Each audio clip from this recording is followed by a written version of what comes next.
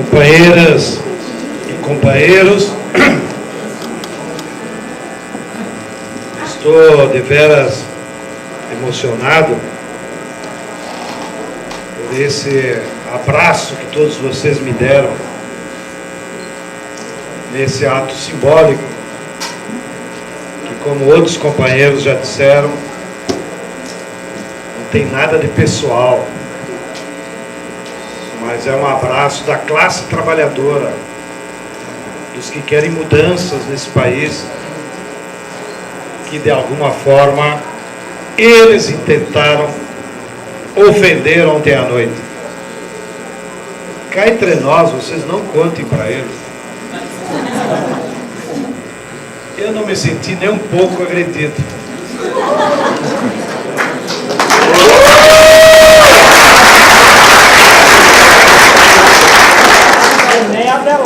É claro que eles demonstraram falta de educação, falta de civilidade, falta de respeito e intolerância à democracia.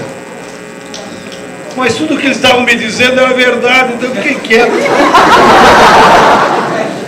Eles falavam, vocês do MST invadem terra. Não é para isso que nasceu o MST.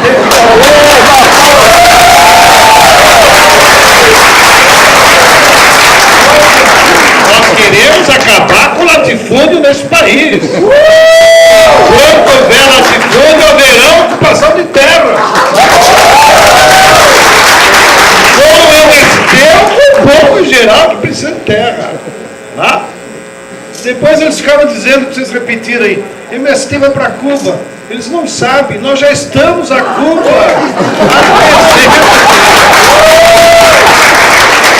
E quero aqui de público agradecer ao povo cubano, porque nesses 10 anos, os movimentos e o povo brasileiro formaram na Escola Latino-Americana de Medicina 580 médicos pobres para trabalhar com.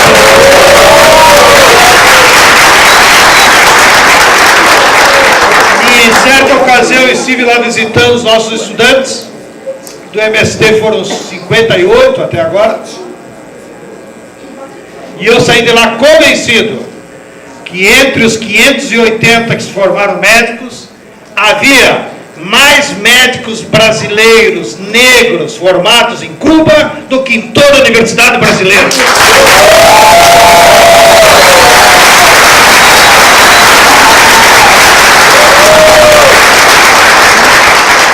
Mas a nossa burguesia tem raiva de pobre, tem raiva de preto, tem raiva de tudo, porque ela ainda não saiu da Casa Grande. Ela não consegue conviver com a senzala. Depois, para culminar, né, quando nós já estávamos no estacionamento, também devo confessar, não senti nenhum medo. Olha a minha escolta aí.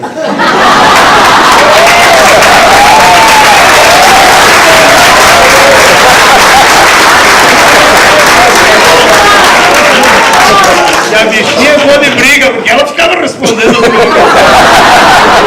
E eu, calma, que o leão é manso. Mas no final, né, Adelaide, quando nós já estávamos no estacionamento, eles fizeram a última acusação.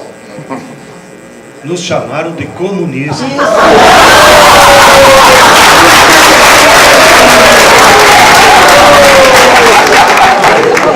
Nós somos comunistas desde a Comuna de Paris, né? Mas eles não sabem o que é ser comunista. Eles só sabem o que é ser egoísta, ser individualista, ser explorador, ser capitalista, né?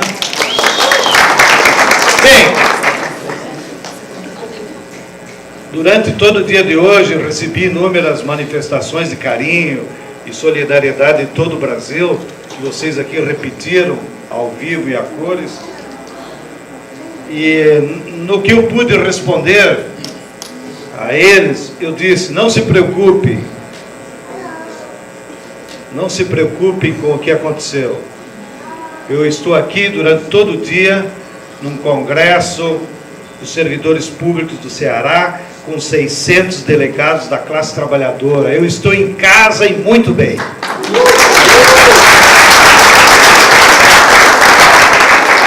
E agora estendo um pouco mais a casa. Quem sabe aqui com mais jovens, né? Queria agradecer também essa oportunidade que tenho de conversar com vocês, por iniciativa do Instituto, que já vem com essas atividades. Eles tinham falado, inclusive, de trazer o Mujica, e eu disse, não comigo, né? Eu irei para vê-lo, né? Mas eu estava cochichando aqui com a companheira, já fazendo de público.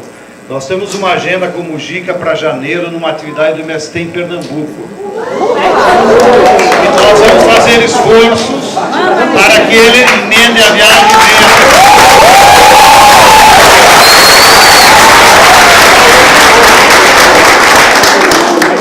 E me ponho na plateia. Bem, então, aproveitando a generosidade de vocês, e essa unidade que se criou aqui, muito importante e necessária, e as iniciativas de debate que o Instituto tomou, que também são mais do que necessários por tudo que eu vou comentar depois. O que eu queria compartilhar com vocês não é discurso, embora o ambiente até estava bom, né? Tu vê que qualquer coisa a turma bate palma. Está mais para comício do que para reflexão. E nós, da esquerda brasileira, temos um desvio que temos que corrigir. A esquerda latino-americana é mais reflexiva que nós. Eles fazem atos públicos e mesclam com músicas, mística, teatro. E os discursos, em geral, são profundos e reflexivos. E escolhem uma ou duas pessoas. Perceberam isso nas atividades partidárias e políticas dos povos latino-americanos? A esquerda brasileira não aprendeu. A esquerda brasileira nasceu uma mania de cada sigla tem que falar. Isso é um equívoco.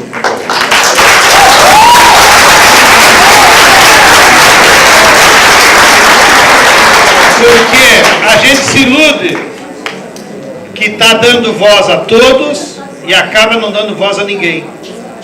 Porque os nossos atos políticos têm que ser de debate de ideias. Tem que ser momentos de acúmulo de reflexão para que a militância e a classe se aproprie da reflexão coletiva. E então me proponho a fazer isso agora, dispensando as palmas. Por que aceitei de bom grado o convite que não tinha nada a ver com o que aconteceu ontem à noite? É porque a sociedade brasileira está entrando num período histórico de transição, de disputa de projeto. Ou seja, é uma conjuntura particular da luta de classes que só ocorre de tempos em tempos, quando a hegemonia do projeto em vigor se quebra e as forças sociais não conseguem ainda criar um novo projeto. Isso aconteceu em 89, 84, 89, quando nós derrotamos a ditadura, construímos uma unidade em torno do projeto democrático popular, porém fomos derrotados pela burguesia em 89. Daí se implantou a hegemonia do neoliberalismo, durante 15 anos, que causou enormes prejuízos às condições de vida do nosso povo e à perca do patrimônio do nosso povo pelo processo de privatização que o Fernando Henrique fez, que se houvesse um poder judiciário honesto nesse país, ele deveria estar respondendo por crime de lesa pátria, só pela entrega da Vale do Rio Doce. Os liberalismos foram tão agudos contra a classe, e a classe foi tão derrotada política e ideologicamente, que infelizmente coincidiu com a derrota do campo socialista, que felizmente pelas contradições que só a dialética explica, nós em 2002 conseguimos ter uma vitória da classe trabalhadora, porém restrita ao campo eleitoral. E essa vitória do Lula em 2002 nos permitiu derrotar politicamente a burguesia com o seu projeto neoliberal, porém, como a classe estava em refluxo, o Lula só ganhou as eleições porque teve que fazer uma aliança com setores da burguesia. A aliança registrada em cartório, brincadeira à parte, naquela carta de 2 de julho, carta ao povo brasileiro. Que na verdade, cá entre nós, não era carta ao povo brasileiro, era carta aos banqueiros.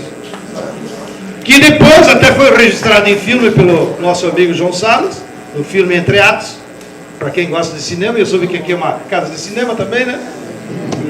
O João Salles acompanhou toda a campanha e registrou, está lá no Entre Atos, além das horas que está filmado em arquivo, e revela lá no filme que quem escreveu a carta foi Antônio Delfim Neto. Passou para o Palocci, e o Palocci passou para o Lula. Só o mercado está exigindo uma posição. Não existe mercado, isso é um fetiche. O que existe é vontade da classe dominante. Quando na imprensa a gente ouve, o mercado diz assim, não é mercado, porque eles têm vergonha de dizer a burguesia quer assim. Então eles usam o mercado como um fetiche. Tá? Bem, sigo. A vitória do Lula foi importante, nós brecamos a burguesia neoliberal e implementamos um programa que não era o nosso era de 89, democrático e popular. Mas foi as condições, a correlação de forças, para nós não cair no idealismo. Os únicos dois que podem cair no idealismo é eu e o padre Hermano, que somos cristãos marxistas. Então os cristãos nós temos esse desvio de ser idealista, né? Achar que só a nossa vontade resolve. E na sociedade capitalista não é a vontade que resolve. É igual jogo de futebol, é a correlação de forças, vai ganhar o time melhor. Tá? E o time que perde como o Vasco nem torcida tem.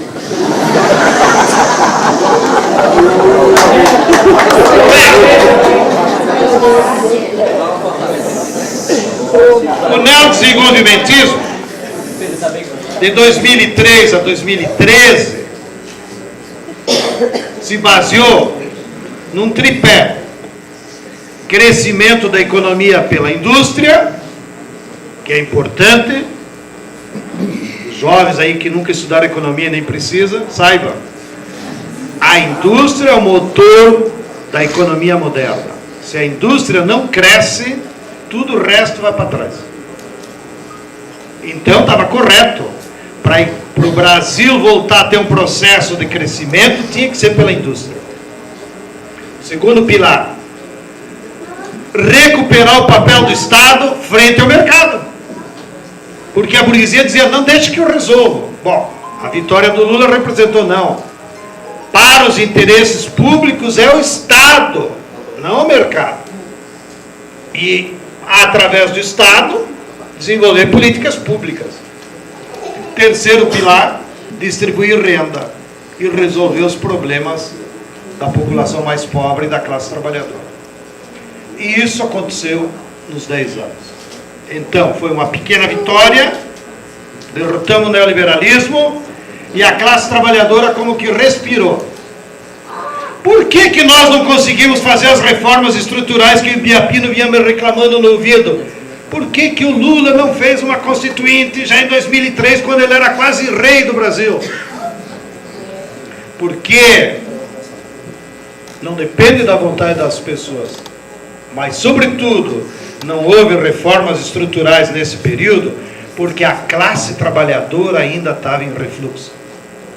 E a única força que nós manifestamos como classe foi o voto, mas não a luta. Não? E isso faltou ao governo Lula. Faltou a retaguarda da mobilização popular, que houve na Bolívia, que houve na Venezuela, que houve no Equador, e permitiu, então, mudanças estruturais. assumamos a autocrítica. A classe trabalhadora, desde 89, está em refluxo como classe em movimento. Bem, o que aconteceu de 2013 para cá? Aquele modelo do neodesenvolvimentismo se esgotou na sua possibilidade de resolver problemas. Porque a economia brasileira entrou em crise. E entrou em crise independente de qual o ministro da Fazenda. Entrou em crise porque a economia brasileira é uma economia dependente do capitalismo internacional. Entrou em crise porque quem manda nessa economia no dia a dia lá é os bancos e as empresas transnacionais. São eles que controlam o setor produtivo da nossa sociedade. Vou dar só um exemplo para vocês, já que o menino provocou a Cátia Abreu. Coitada da Cátia Abreu, uma lumpen. Já vejo que há muitos marxistas que já sabem o que é lumpen. Você vai lá no orçamento do governo, mesmo nos bons tempos do Lula, soma tudo que o governo gasta na agricultura. Ministério da Agricultura, Embrapa, que é um bom orçamento, MDA, Pesca, INCRA, soma tudo. Dá mais ou menos 12 bilhões de reais. Tá bem? Agora, vocês vão lá na maior empresa agrícola que atua no Brasil, multinacional, que é a Bunge. Atenção, quem é o presidente da Bunge hoje no Brasil? Pedro Parente, ex-Casa Civil do Fernando Henrique. Lhes diz alguma coisa? Entenderam como eles se movem os seus quadros? Bem, a Bunge investe por ano no Brasil 3 bilhões de dólares. Investe em máquina, terra, produção, contratar empregado. Portanto, a Bunge sozinha tem um poder econômico ao seu dispor mais do que o Estado brasileiro. Isso é correlação de força. Isso é os limites que o neodesenvolvimentismo tinha para avançar para reformas estruturais. Tá? O maior opositor à reforma agrária que está parada, claro que não era o governo. Nós tivemos vários ministros de esquerda, inclusive. O maior opositor é que a força do agronegócio, do capital aí instalado no campo, avançava e avançou independente do governo. Então, quem disputou o latifúndio produtivo com o MST não foi o INCRA, foi o agronegócio. E eles, evidentemente, tinham mais força que nós. Bem, não vou me alongar nisso, todos aqui têm consciência, então, dos limites do neodesenvolvimentismo e que 2 anos para cá entrou em crise. Como modelo. E entrou em crise, por isso que eu disse. Porque aqueles 3 pilares que sustentavam a sua possibilidade não se realizavam mais. Sobretudo o crescimento da indústria. E a indústria foi brecada por esse poder do capitalismo internacional. Essa semana o Antônio Delfim Neto escreveu um artigo na Carta Capital denunciando agora, que o velho é meio diabólico. Só fala depois, né? Ele denuncia que o processo de especulação cambial que os bancos faziam contra a economia brasileira, que mantiveram a taxa de câmbio do real para o dólar fictícia e valorizando o real mais do que ele era, causou um prejuízo de 550 bilhões de dólares ao setor industrial brasileiro. Ou seja, teve também uma burguesia brasileira que perdeu dinheiro durante o neodesenvolvimentismo. Perdeu para quem? Para os bancos que manipulavam a taxa de câmbio. Porque a taxa de câmbio com o dólar é um mecanismo perverso que tu pode acumular sem conter produção efetiva. Bem, então nós chegamos à seguinte situação hoje, que é mais ou menos consenso entre todas as forças de esquerda, inclusive os companheiros do PSOL, até o PCO concorda. O PSTU não, porque são um patinho feio. Aí é só problema de psicologia, não é da política.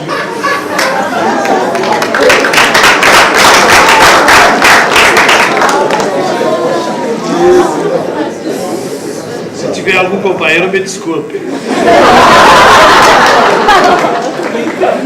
É que às vezes não se segura, né?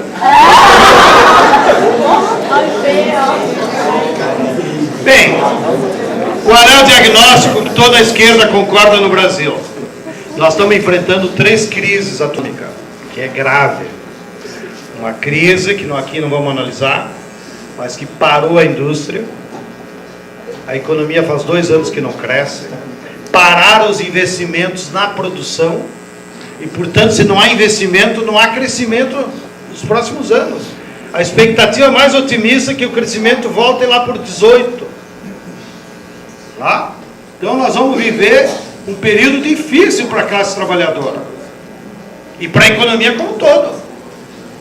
Ontem de noite o governo anunciou. Esse ano, a economia vai cair 2,5%. Já é a recessão. Nós temos uma crise social que não aparece nos jornais e que a esquerda ainda não se deu conta. Então estou falando com uma autocrítica, embora o nosso debate interno apareça.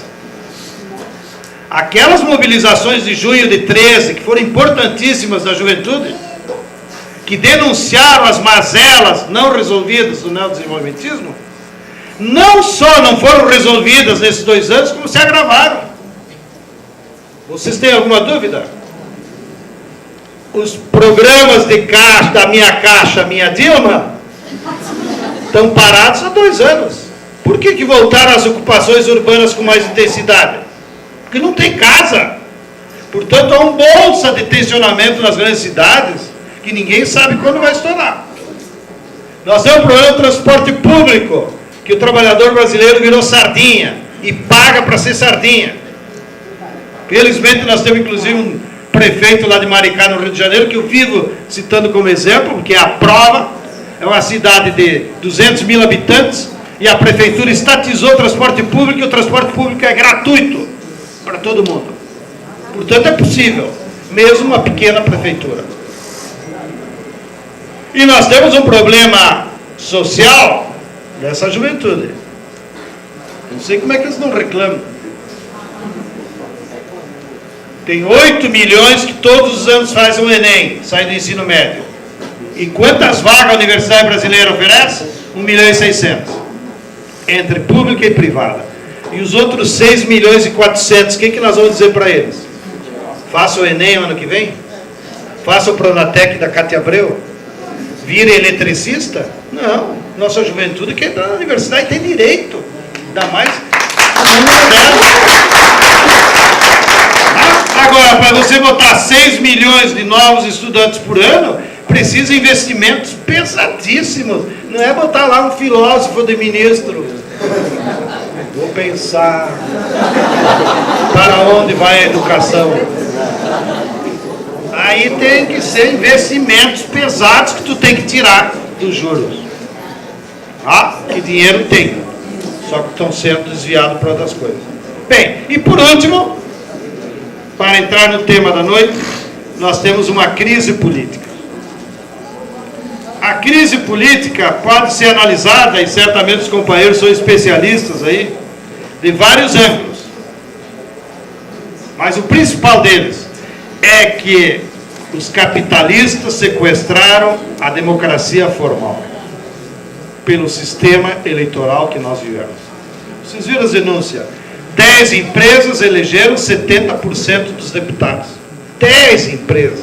Então não tem mais bancada de partido, é bancada do Bradesco, da Bala, da Igreja. Ah, não posso dizer nome feio, senão a turma da marcha me critica. O Cunha é réu no processo do Lava Jato, acusado de ter recebido 100 milhões das empreiteiras, da qual ele teria distribuído e eleito 200 deputados que estão na mão dele. 204. Esses 204 tem partido? Tem partido de aluguel, mas está lá, do PT, do PSB, de todos os partidos, todos sempre é um exagero, né? Mas independente da sigla, foram financiados. A Operação Lava Jato não é um problema de corrupção. Está bem, 3, 4, 5 diretores da Petrobras botaram a mão no dinheiro, tem que devolver e ir para a cadeia. Porém, o problema não é o diretor da Petrobras, que era uma peça no sistema. O problema era que todo aquele dinheiro era para sustentar o sistema eleitoral de todos os partidos. Que o juiz Moro, por sua mulher ser advogada do PSDB, manipula na hora de publicar e vazar as informações do processo. Porque entre os prováveis réus, o PSDB foi o que mais utilizou dinheiro no processo Lava Jato, com 44 milhões. Mas isso não vaza. Vaza só quando pega alguém do PT, alguém de não sei quem. Não? E aqui uma autocrítica de novo para a esquerda. A esquerda está quieta. Fala em Lava Jato, leva um susto. Nós perdemos a oportunidade na Lava Jato lavar o sistema eleitoral brasileiro e denunciar que o problema não é corrupção. O problema é o sistema eleitoral brasileiro que leva a que cada eleição nós vamos ter Lava Jato. Daqui a 2 anos vai ser mais uma. Pode mudar até os valores. Bem, nesse sentido, a decisão do STF, como já foi anunciado, é muito importante. Porque, pelo menos, coloque um breque. Embora a porta do Caixa 2 e das outras falcatruas vai continuar. Então, companheiras e companheiros, nós estamos dentro de um diagnóstico grave. Como eu disse no início, não é sempre na história que se acontecem essas crises. Aconteceu em 64, aconteceu em 89, né? E agora bateu na nossa porta. Então se abre um período de transição em que o modelo antigo já não funciona, que era o neodesenvolvimentismo, e nós não sabemos o que colocar no lugar. E não temos forças articuladas para colocar no lugar. Então esse é o momento agora, e por isso fico feliz que vocês tenham tomado a iniciativa de fazer tantos debates. Porque só tem um jeito. Nós temos que aglutinar as forças de esquerda e debater. Encontrar as saídas que a classe trabalhadora quer para esse momento da crise. Mas o pior dos mundos é já errar no diagnóstico e fazer de conta que não tem crise. Não? Bem, então, avança um pouquinho mais.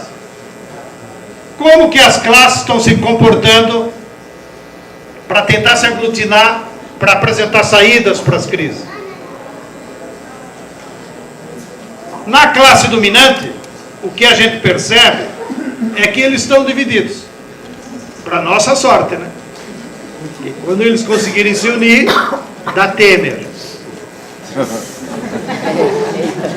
Então eles estão divididos por hora. E por isso as dificuldades deles se arrumar institucionalmente. Porque primeiro eles têm que se acertar em qual a proposta. Não? E eles estão divididos porque o setor hegemônico da burguesia brasileira, que é o capital financeiro e as empresas transnacionais, o projeto deles é voltar ao neoliberalismo.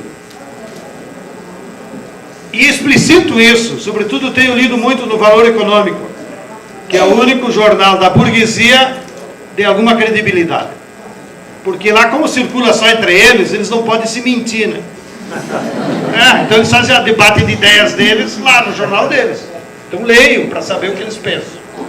Já veja, isto é, isso aí é folhetim que não funciona nem em banheiro.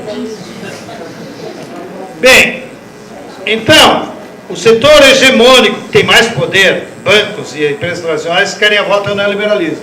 E explicito isso na defesa do realinhamento da nossa economia aos Estados Unidos, que eles falam, eles não têm coragem de falar a volta da ALCA, que já foi derrotada. Então eles dizem, não, um acordo bilateral, um novo acordo. E no fundo, a lógica deles é a mesma de 64. Eles sabem que para a economia brasileira voltar a crescer, tem que ter pesados investimentos produtivos. Como eles não querem, porque eles estão no sistema financeiro, eles dizem o seguinte: se nós se aliar com os americanos de novo, se subordinar ainda mais ainda, com acordo de livre comércio, os americanos vêm aqui investir e vão produzir um novo milagre econômico, como foi de 64 a 73. Essa é a ilusão deles. Segunda proposta deles: Estado mínimo. Corta gasto social, para de fazer. Eles não falam investimento, eles falam gasto. Tudo é gasto. Saúde é gasto, educação é gasto, tudo é gasto. Tá? E o terceiro pilar: corte dos direitos trabalhistas.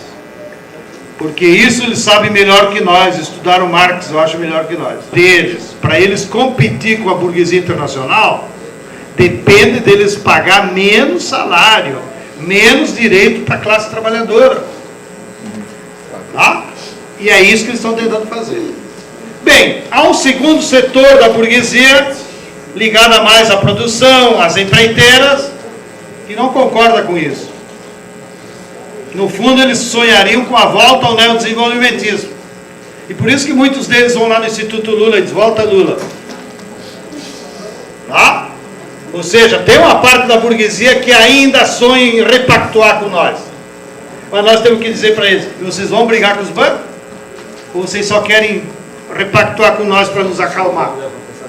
Tá? Então, esse setor da burguesia produtiva também é vacilante. Eles não têm claro entre eles. Porém, eles têm uma certeza: que para a taxa de lucro deles aumentar, eles dependem do mercado interno. E, portanto, não é conveniente para uma Friboi que o trabalhador assalariado diminua o salário, que vai parar de comprar carne. Vai parar. A Nestlé não quer que a turma pare de comprar leite na caixinha. Tá? Bem, sigo. E há esses lumpens que andam por aí de vez em quando nas ruas, pregando golpe. Tá? Esses lumpens que estão pregando golpe é igual aos cães da burguesia. Eles ficam latindo o programa, mas não tem força social ainda por trás. É claro que não está descartado o golpe contra Dilma, mas esses que estão defendendo não são a força. Então, por hora, o golpe está descartado, porque as outras duas forças reais, econômicas, que há na sociedade, ainda não se decidiram pelo golpe. Porque eles fazem uma análise política que é muito perigoso. Aplicar impeachment para Dilma e desata forças populares que ninguém sabe no que vai dar. Porque pelas mesmas razões jurídicas que haveria para tirar Dilma, tem para tirar o Alckmin, tem para tirar o Pezão, tem para tirar o Richa, tem para tirar o Sartori. Ou até o doido do Hélio Bicudo, que eu nem sei como classificar, acho que só como um cristão iludido, que aí foram perguntar para ele, né, com seus 92 anos, mas, doutor, o senhor tem certeza que quer impeachment da Dilma? Ele disse: eu me esqueci de escrever lá na petição, eu quero impeachment da Dilma e do Congresso. Então, olha, entendeu? Então, os que diziam que o Hélio Bicudo, o enorme jurista, pediu impeachment, mas ele está dizendo que quer também de todo o Congresso. Não? Então, olha, samba de crioulo doido numa noite de escuro de temporal e faltou luz. Então, a burguesia não está se entendendo. É isso que está dando um fôlego para Dilma. Bem, vou falar um pouquinho. Já vejo que aqui todo mundo é governista. Menos eu e o Ailton. Brincadeira, senão vocês não prestam atenção. Nós temos uma dificuldade na luta política atual, na luta institucional, porque o nosso time que está lá em Brasília só faz gol contra. E não há torcida que se mantém ainda no estádio para ver gol. Da confusão geral na sociedade, que é a política econômica que ela entregou para o Levi. Mas tem as suas responsabilidades. E é aí que eu vou chegar um pouco também. Como a classe dominante não tem unidade em qual o projeto que ela quer botar no lugar, e não tem coragem de explicitar para a população que é o neoliberalismo, ela está adotando agora uma tática de ir plantando o seu projeto naqueles espaços da sociedade onde ela tem hegemonia. Então ela vai plantando no Congresso. Olha a pauta dos projetos do Congresso. É o neoliberalismo puro. Pior, né? No Judiciário, olha a pauta que, que eles vão dando à burguesia, para o Gilmar Mendes, para o Moro. Né? É a pauta do neoliberalismo. Né? O Gilmar Mendes perdeu a compostura até, ele virou porta-voz do Fernando Henrique no Supremo Tribunal Federal. Né? Tirou a toga até. Né? Bem, e utilizando a mídia também como espaço hegemônico que eles têm para projetar o que eles querem e não os verdadeiros problemas que poderia levar a sociedade a uma reflexão mais séria. E por último, então vou botar só na minha conta, não aos movimentos onde nós discutimos, mas eles estão infiltrando o programa neoliberal com os seus agentes que eles têm dentro do governo Dilma. Seja o Levi, seja outros ministros que estão lá aplicando o neoliberalismo. Inclusive nas grandes empresas estatais. Esse senhor que está aí na Petrobras agora, esse sujeito é convicto neoliberal. Banco do Brasil também. Banco do Brasil está dizendo. Caixa Econômica também, e Banco do Nordeste é com vocês.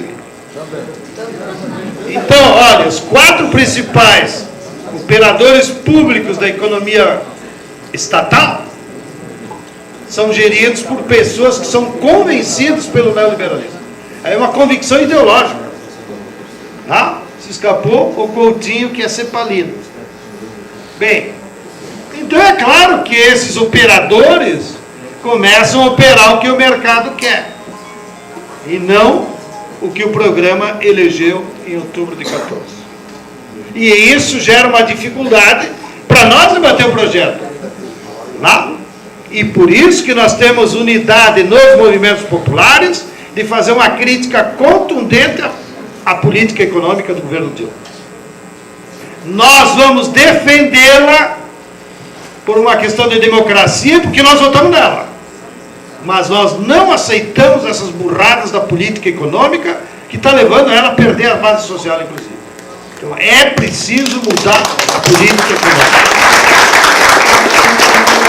Como uma medida de emergência, porque ainda não estamos resolvendo o debate do projeto para enfrentar as 3 crises. Não?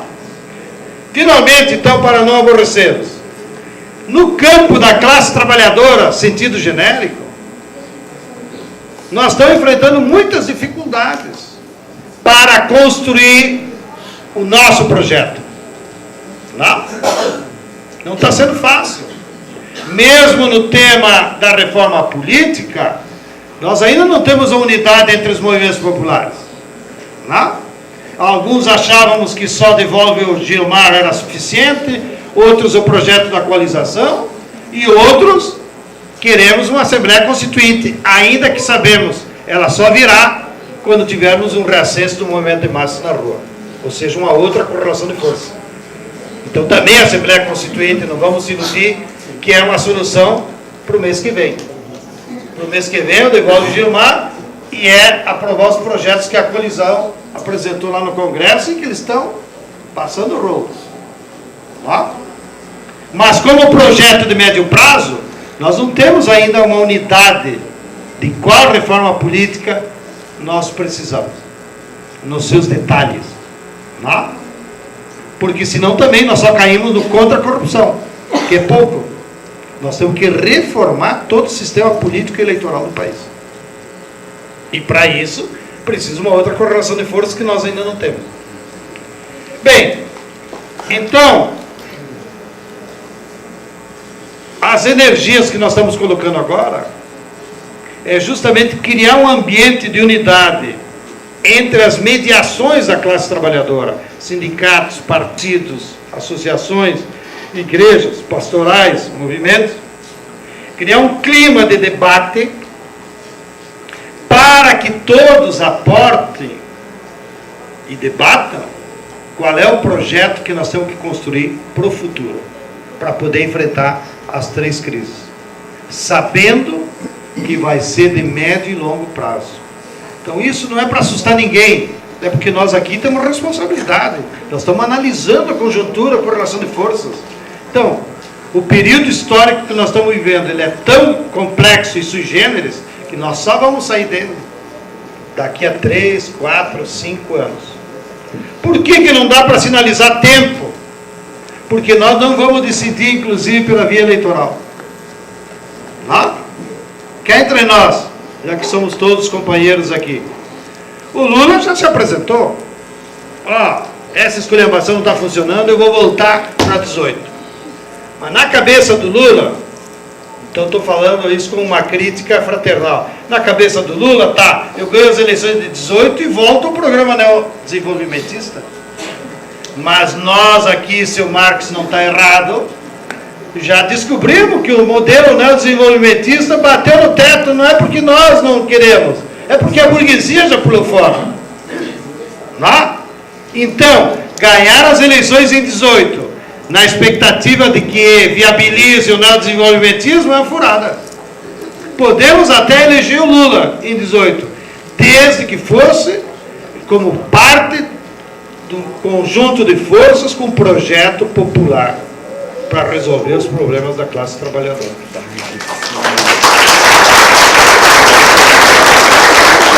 Nós tínhamos combinado que não tinha palma, porque são reflexões.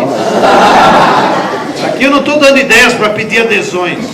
Estou levantando ideias para vocês levar para casa, pensar, debater nas instâncias de vocês, porque tudo está em aberto. Entendeu?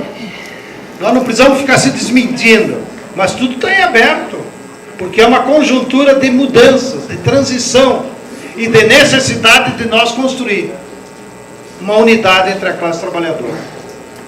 Então a classe trabalhadora precisa tomar a iniciativa de fazer o debate, a classe trabalhadora precisa exercitar a sua força política principal, que é a luta de classe. E a luta de classe se manifesta nas ruas, ainda que nas ruas é ainda agitação e propaganda do projeto. Mas a nossa força real, na hora do pega lá, de disputar a taça na última partida, vai ser quando nós enfrentar os capitalistas, com as greves, com as paralisações, com a ocupação de terreno na cidade, com a ocupação do latifúndio. Aí nós disputamos a força com eles. Não só na manifestação. A manifestação é importante e necessária, mas ela funciona muito mais como formação política, como agitação e propaganda para a sociedade. Não? Só que note a dificuldade que nós temos. Nós somos em março, somos em abril, somos agora em agosto. E qual foram as ideias que nós agitamos na sociedade? Tudo ideias defensivas. Somos contra o golpe, contra o ajuste fiscal, contra o Levi, contra. Mas e quando que nós vamos começar a ganhar? Não? Parece o time lá da segunda divisão, que eu não vou citar, né? Entendeu? Nós temos que pensar na Série A e como é que nós vamos chegar nos 4. Então, mesmo as manifestações aqui para frente, elas têm que começar a explicitar uma proposta da classe trabalhadora. O que nós queremos? Que política econômica nós queremos?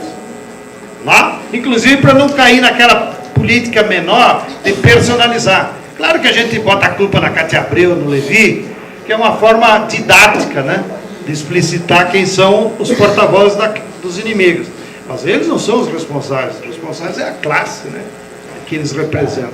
Bem, então do lado de cá, nós temos um déficit aí de debate e de construção programática, que esperamos nos próximos meses.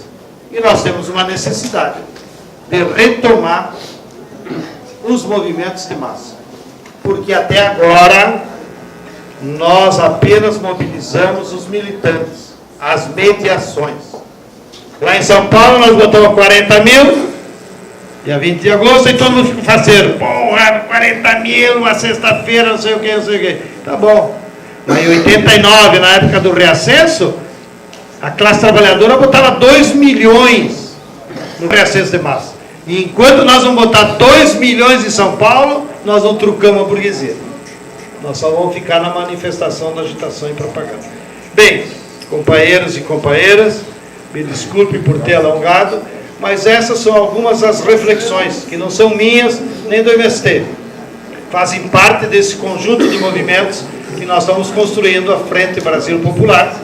Tenho entendido que aqui no Ceará vocês também estão construindo, que tem um calendário pela frente, mas sobretudo que nós nos propomos como Frente Brasil Popular, além de simular a luta de massas, é pensar um programa para a classe trabalhadora, que seja coletivo de todo mundo.